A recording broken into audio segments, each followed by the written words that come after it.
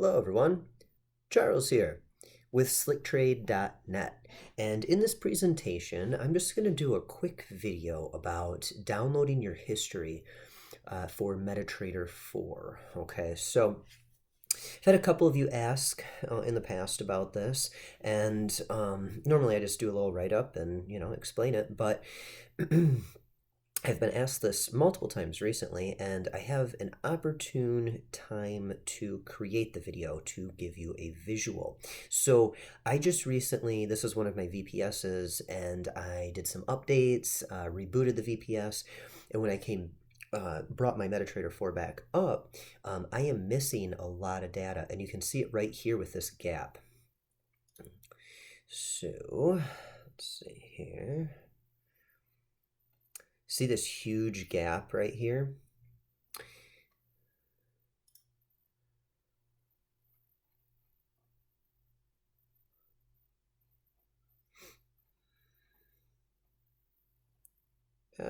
Just keep passing it.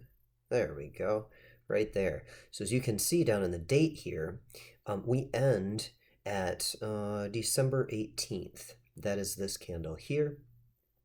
And then this huge gap up, that is where our missing data is, and we continue at April 9th, okay?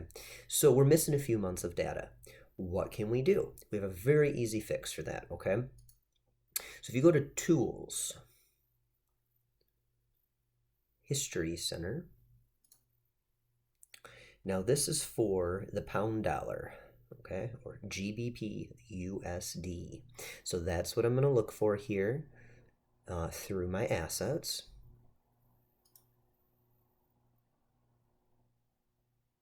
And then right there, there's GBP USD, pound dollar. I'm going to just click on that so it's highlighted and then hit download. Right here, I'm going to hit OK.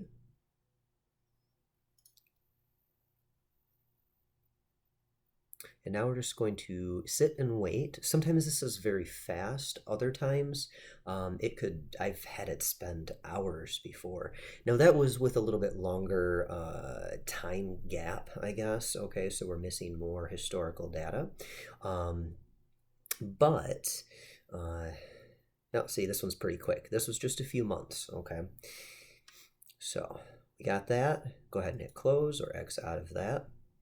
And now, if we scroll back to the beginning of April, we should go into March.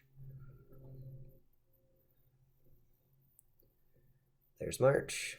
Let's make sure that all of March and February are there. There's February. We're going to scroll back a little further.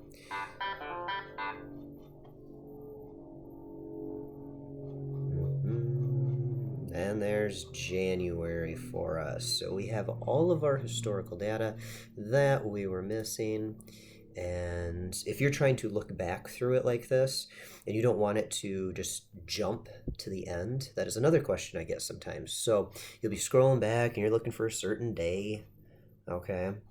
Let's say right here, here's my day. Bam. Okay. But then all of a sudden it jumps to the current day.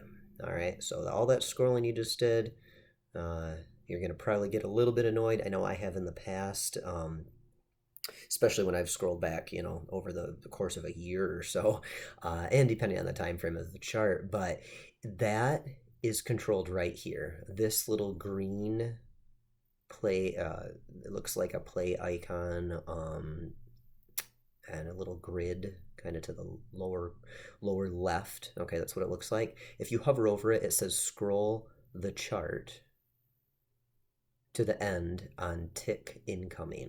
Okay, so that means to the current tick, which would be whatever the current day is that you're doing this. So if you just uncheck that, then you can scroll back as long as you want.